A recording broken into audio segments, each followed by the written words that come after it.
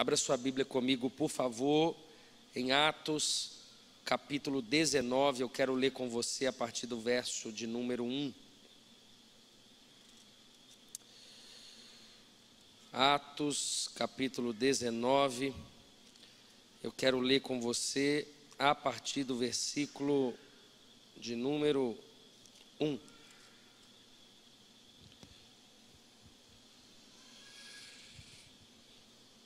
A Bíblia diz assim, acompanhe a leitura comigo, por favor. A Bíblia diz assim: enquanto Apolo estava em Corinto, Paulo, atravessando as regiões altas, chegou a Éfeso. Ali encontrou alguns discípulos e lhes perguntou: vocês receberam o Espírito Santo quando creram? Eles responderam: não, nem sequer ouvimos que existe o Espírito Santo. Então, que batismo vocês receberam? Perguntou Paulo. O batismo de João, responderam eles. Disse Paulo: o batismo de João foi um batismo de arrependimento. Ele dizia ao povo que cresce naquele que vivia depois dele, isto é, em Jesus. Ouvindo isso, eles foram batizados no nome do Senhor Jesus. Quando Paulo lhe impôs as mãos, veio sobre eles o Espírito Santo e começaram a falar em línguas e a profetizar. Eram ao todo uns 12 homens. Paulo entrou na sinagoga e ali falou com liberdade durante 3 meses, argumentando convincentemente acerca do reino de Deus. Mas alguns deles se endureceram e se recusaram a crer, e começaram a falar mal do caminho diante da multidão. Paulo então afastou-se deles. Tomando consigo os discípulos, passou a ensinar diariamente na escola de Tirano. Isso continuou por 2 anos, de forma que todos os judeus e os gregos que viviam na província da Ásia ouviram a palavra do Senhor. Deus fazia milagres extraordinários por meio de Paulo, de modo que até os lenços e aventais que Paulo usava eram levados e colocados sobre os enfermos. Estes eram curados de suas doenças e os espíritos malignos saíam deles. Alguns judeus que andavam expulsando espíritos malignos tentaram invocar o nome do Senhor Jesus sobre os endemoniados, dizendo: em nome de Jesus, a quem Paulo prega, eu ordeno que saiam. Os que estavam fazendo isso eram 7 filhos de Seva, um dos chefes dos sacerdotes dos judeus. Um dia, o espírito maligno lhes respondeu: Jesus eu conheço, Paulo eu sei quem é, mas vocês quem são? Então o endemoniado saltou sobre eles e os dominou, espancando-os com tamanha violência que eles fugiram da casa nus e feridos. Quando isso se tornou conhecido de todos os judeus e gregos que viviam em Éfeso, todos eles foram tomados de temor e o nome do Senhor Jesus era engrandecido. Muitos dos que creram viram e confessavam e declaravam abertamente suas más obras. Grande número dos que tinham praticado ocultismo reuniram seus livros e queimaram publicamente. Calculado o valor total, este chegou a 50.000 dracmas. Dessa maneira, a palavra do Senhor muito se difundia e se fortalecia. Curve a sua cabeça por um instante, eu quero orar. Pai, essa é a sua palavra. A sua palavra é tudo que nós precisamos nesse fim de noite. Ela tem a capacidade de nos alimentar. Ela tem a capacidade de saciar a nossa sede. E nós não estamos aqui por estar, Senhor. Nós estamos aqui por Tua causa. Por isso, fale ao nosso coração, que o Teu Espírito Santo tenha total acesso ao mais íntimo da nossa alma, do nosso coração, e fale conosco. Nós oramos e desde já devolvemos somente ao Teu Filho honra e glória em nome de Jesus. Amém e amém. Evangelho real é o tema dessa mensagem nessa noite. Eu quero muito a sua atenção para que você entenda com naturalidade aquilo que Deus deseja trazer como compreensão na minha vida e na sua vida nessa noite. Bom, eu tenho tido uma percepção em Deus, onde a vida cristã, ou até mesmo a vida de muitas pessoas, elas não são uma vida real. É tudo menos real. Talvez um pouco maquiada, um pouco mascarada, talvez uma vida virtual, ou talvez uma vida completamente superficial. E verdadeiramente, quanto mais eu conheço as Escrituras, quanto mais eu oro, quanto mais eu me achego a Deus, quanto mais eu leio a palavra, mais eu entendo que o convite de Deus, por meio de Cristo Jesus, é para que vivamos uma vida real, uma vida com os pés no chão, uma vida pautada nos princípios e nos valores, compreendendo o nosso papel, mesmo em uma sociedade de caos. É possível termos uma vida cristã real. É possível ter relacionamentos reais.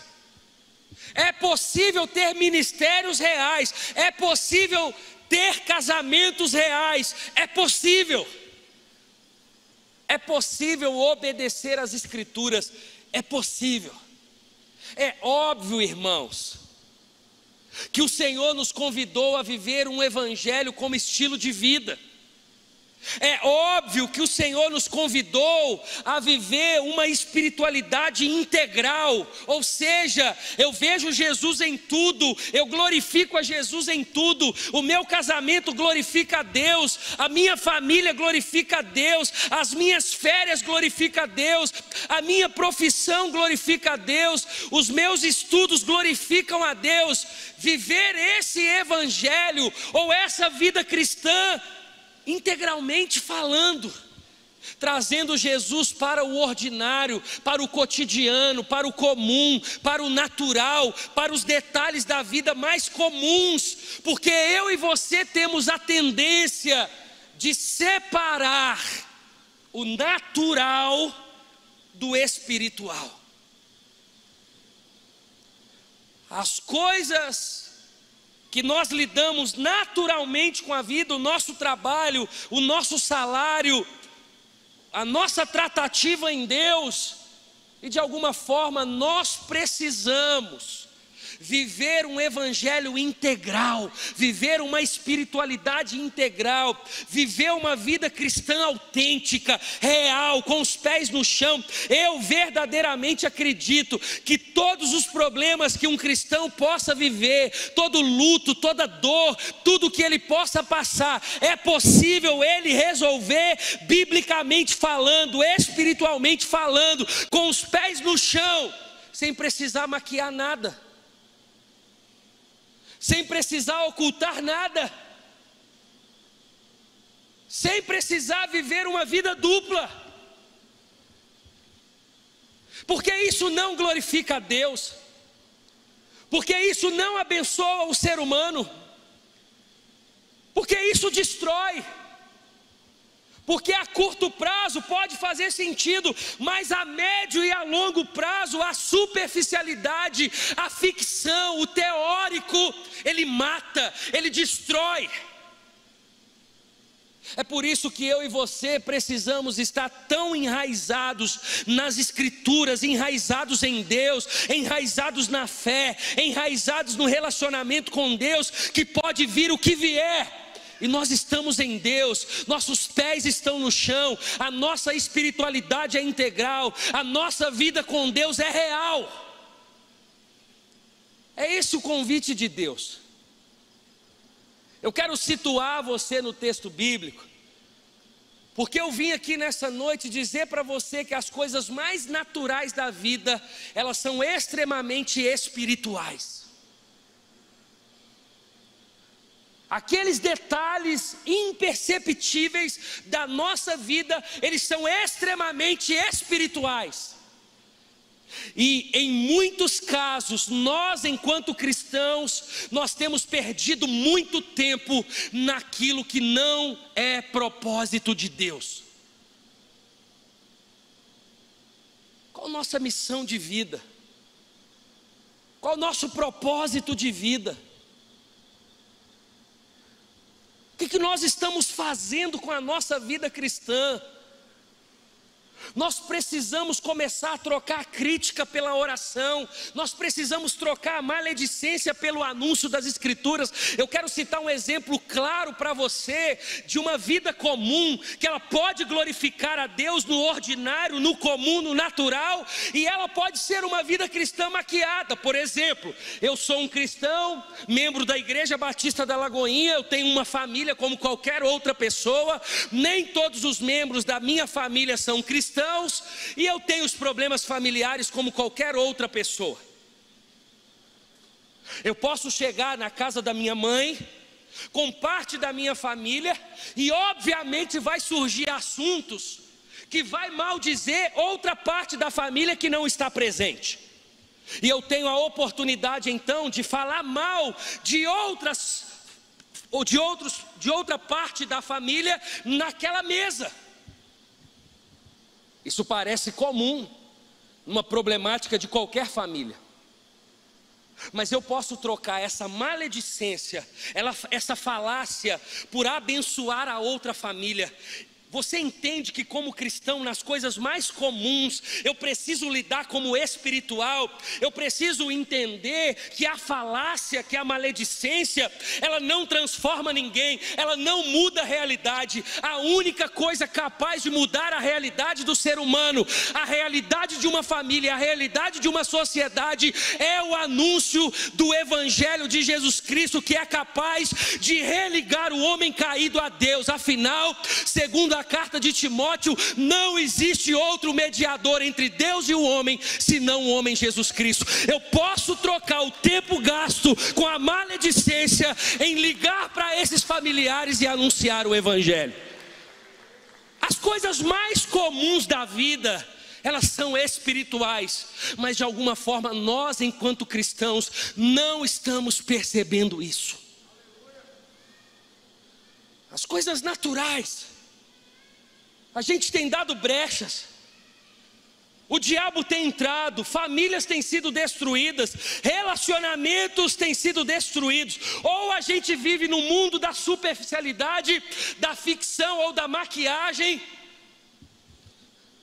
ou a gente dá lugar ao diabo e a gente entrega tudo a ele. É assim. A gente não consegue colocar o pé no chão e resolver nossos problemas. Glorificar a Deus nas coisas mais comuns. Entender que existe uma guerra espiritual e o reino espiritual, ele é real. Deixa eu situar você no texto bíblico. Paulo, ele tinha acabado de sair de Corinto, ele deixa Apolo, ele chega em Éfeso. Quando ele chega em Éfeso, tinha alguns homens batizados nas águas. Ele pergunta qual batismo eles receberam. Eles disseram que o batismo de João. Paulo diz que eles precisavam serem batizados pelo Espírito Santo. Paulo impõe as mãos, eles recebem o Espírito Santo, eles passam a viver numa outra perspectiva de vida a partir da pessoa do Espírito Santo. Paulo fica 3 meses ensinando na sinagoga livremente. De alguma forma, por causa de uma perseguição, Paulo então, ele começa a ensinar por meio de uma escola chamada Escola de Tirano. Ele fica 2 anos ensinando por meio dessa escola. Ensinando o quê? Ensinando essa vida cristã real. Ensinando o quê? Ensinando eu lidar com a minha esposa diante de um evangelho real. Me ensinando o quê? Ensinando eu tratar as pessoas com dignidade e com respeito, vivendo o evangelho real. Ensinando o quê? Ensinando os cristãos estarem nas esferas da sociedade e ainda assim continuarem vivendo o evangelho real.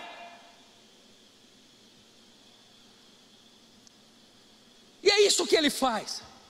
E Deus começa a usar Paulo. Pessoas começam a ser curadas. Pessoas começam a ser libertas. E o texto vai dizer de um certo momento, aonde um grupo de pessoas começam a dizer, a expulsar algumas manifestações demoníacas, dizendo: em nome do Deus a que Paulo prega, saia. O texto bíblico vai dizer que em um determinado momento um demônio disse: Jesus eu conheço, Paulo eu sei quem é, mas e vocês, quem são?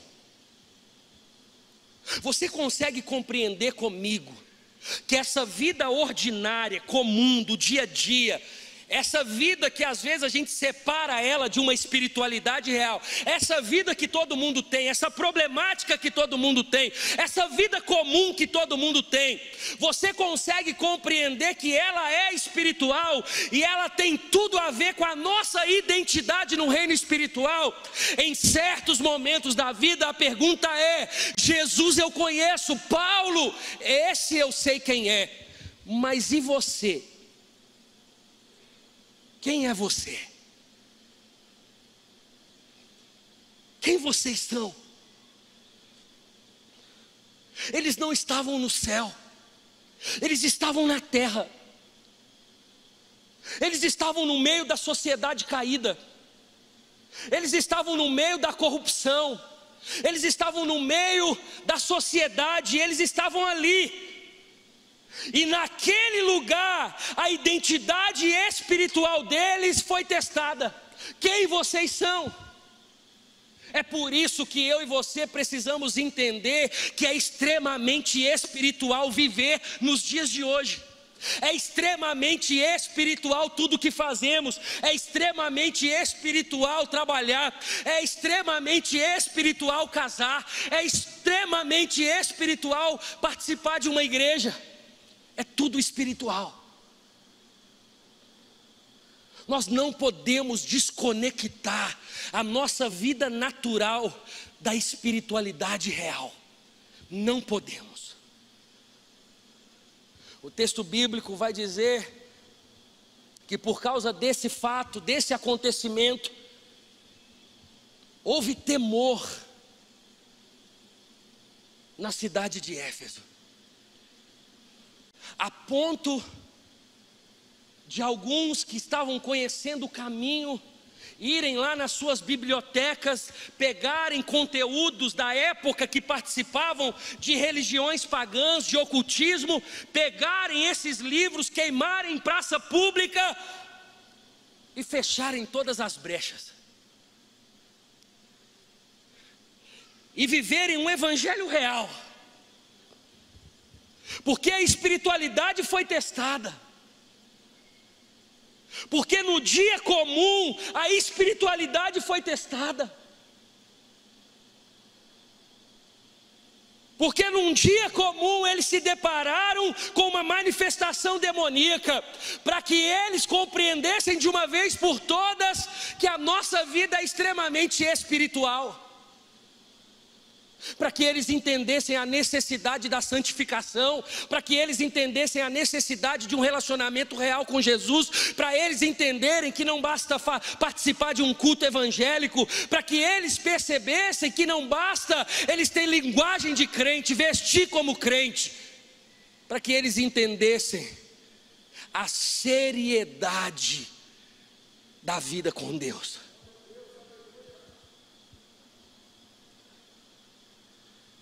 Deixa eu dizer algo para você. O evangelho não tem espaço para pessoas que dizem assim: ah, eu sou crente, mas eu quero cuidar das minhas coisas, eu quero fazer o que eu quero, ninguém manda em mim, eu quero é ficar rico, eu quero fazer isso, eu quero fazer o que me dá na teia, eu quero... Não, sabe por quê? Porque a cruz não é egoísta. O evangelho real não é sobre o que eu quero, é sobre o que glorifica Jesus. O evangelho real não é sobre o que eu estou com vontade de fazer, porque eu posso ter vontade de fazer o que não glorifica a Deus. Em alguns momentos eu posso ter vontade de fazer o que não é fiel à minha esposa, e não é porque eu posso ter vontade de fazer, quer dizer que eu posso fazer, porque enquanto cristão diante de um evangelho real, eu sou convidado a viver um evangelho que glorifica o nome de Jesus, e não um evangelho que aguça o meu ego. É isso. As coisas mais naturais, nós precisamos ver a espiritualidade nelas. Eu me lembro um dia, irmãos, e abro isso aqui com você com muita liberdade. Eu tenho 3 filhos, um de 5 anos, uma de 3 anos e uma de 1 ano. E esse ano vem mais um, em nome de Jesus. Aleluia. E eu me lembro que um dia a Isa pegou a Lara, que tinha 2 anos,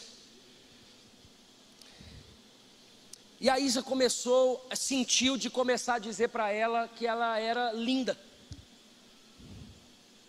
Porque todas as vezes que a gente elogiava a minha filha de 2 anos, ela se esquivava, ela saía, ela não dava atenção. E aquilo de alguma forma começou a incomodar a gente. Não teve nenhum evento que pudesse explicar isso. Os pais discipulam, têm contato com o evangelho, nós oramos todos os dias, nós agradecemos a Deus. Mas um dia a Isa pegou a Lara, colocou no colo e falou: filha, para tudo, não pensa no desenho, não pensa nos seus irmãos, olha para mim, olha nos meus olhos.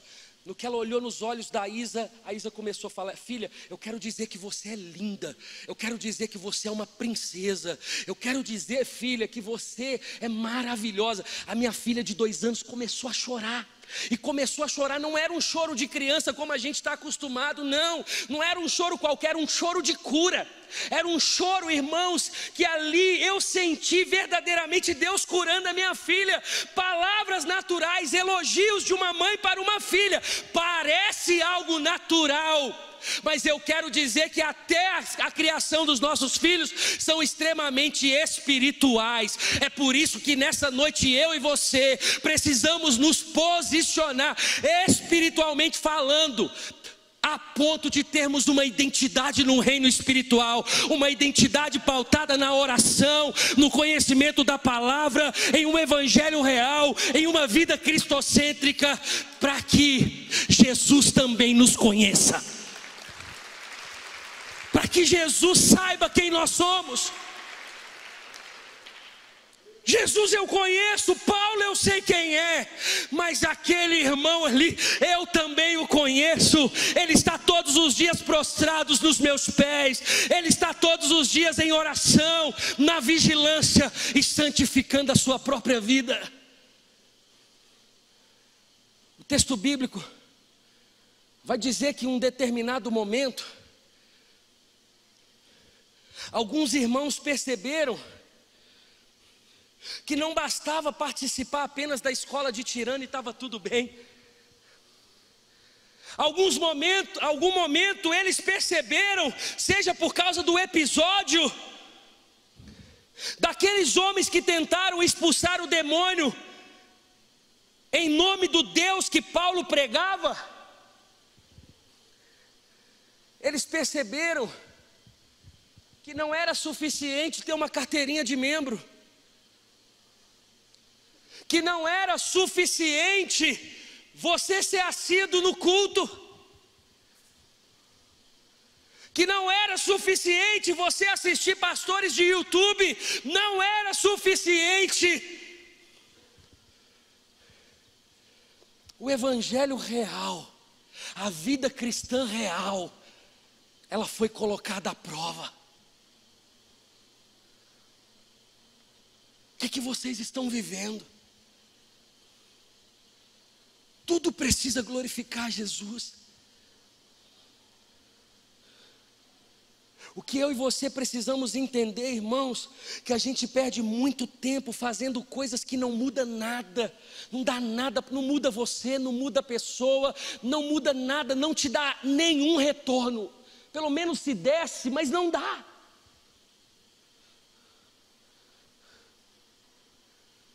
Eu tenho compreendido em Deus, irmãos, que como pastor ou como cristão, eu não preciso saber de todos os assuntos e eu não preciso comentar tudo. Eu não preciso entrar em guerras que não são minhas. Eu tenho aprendido em Deus que biblicamente eu só tenho um posicionamento, um objetivo: a anunciar o evangelho que transforma. Qualquer outra coisa é perda de tempo. Um tweet que você escreve no seu Twitter pode trazer muito mais ranço, não muda nada, traz repúdio. A gente quer comentar de tudo, a gente quer saber de tudo. Se olha o relatório do seu celular, tem 7 horas de Instagram. A gente percebe que as coisas mais ordinárias da nossa vida estão muito mais carnais do que espirituais. E a gente percebe que não é esse o chamamento de Deus para a sua missão. Nós vivemos em um mundo de caos, mas somos cidadãos do céu. Nós temos uma responsabilidade, nós temos que zelar pelas Escrituras, nós temos que anunciar o evangelho. Eu preciso trocar a crítica pela oração, eu preciso trocar a saber de tudo pelo anúncio. Eu preciso ser intencional na minha vida, eu preciso fazer as coisas sabendo o que eu vou fazer e para a glória de quem que eu estou fazendo. Eu preciso me posicionar, eu preciso alinhar os meus pensamentos, eu preciso entender que na força do meu braço não dá mais.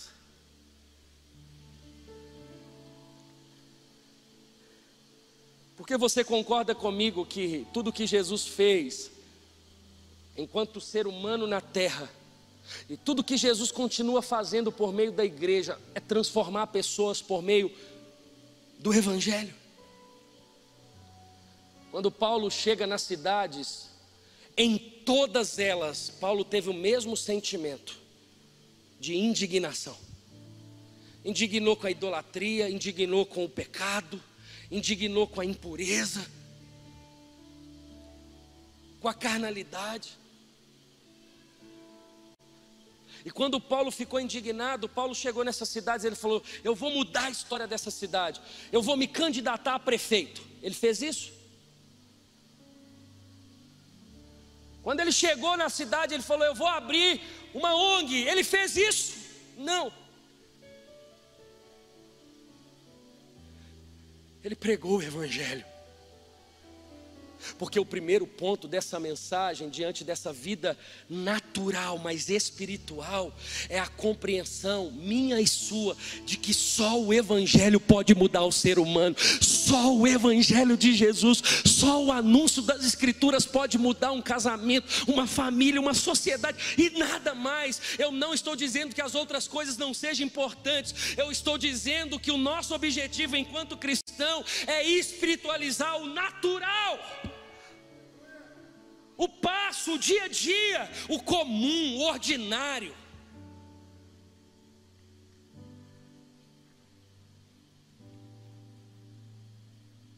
Precisamos espiritualizar as esferas, entrar nelas, discernir.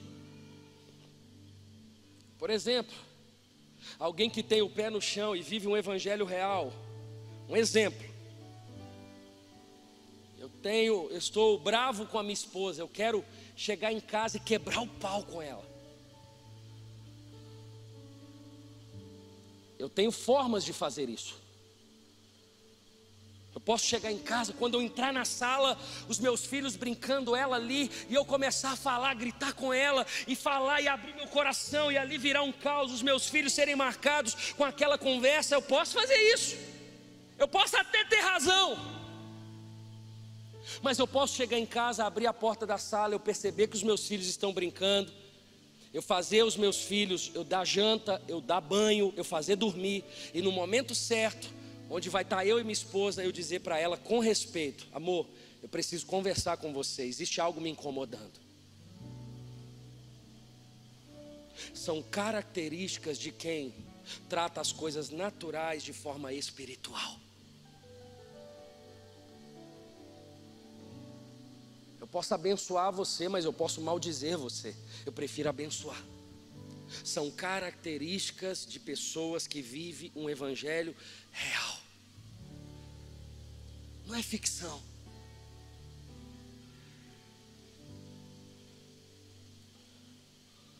Uma vida redimida requer uma vida transformada.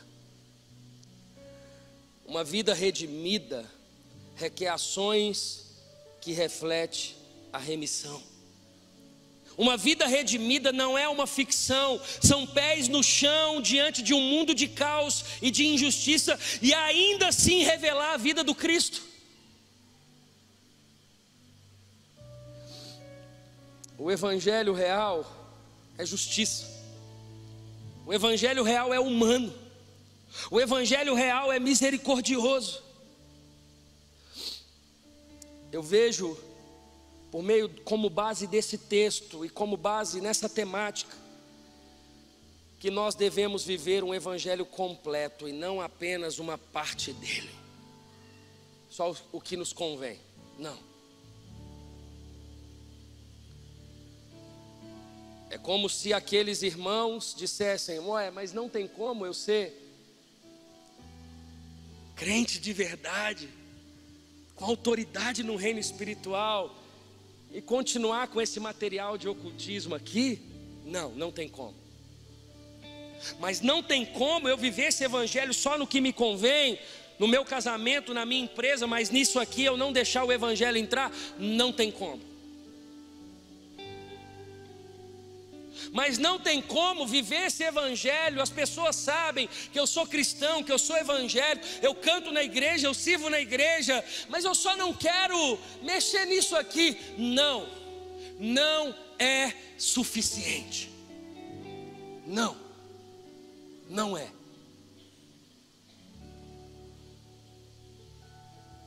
Se você não vive o evangelho completo, não é a Jesus o seu Senhor, mas você mesmo. Ou seja, o convite de Jesus é vivermos com intensidade, arregaçar as mangas e com naturalidade esse evangelho, sendo parte dessa missão. Eu não trabalho por causa de dinheiro. O dinheiro é o pretexto. Estou em missão.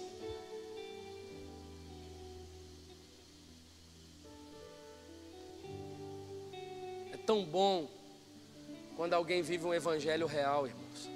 É no chão. Você não compara com ninguém, você não serve porque o outro serve. Eu tirei agora 5 dias de férias, preguei domingo aqui 10 e 18, de madrugada, pus a minha família dentro do carro com os meus pais e fomos com os meus irmãos, alugamos uma casa no interior de São Paulo.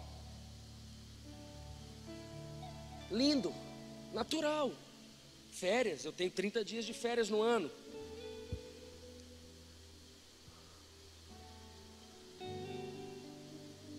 Mas todo mundo estava lá divertindo, mas para mim era tão natural acordar mais cedo que todo mundo.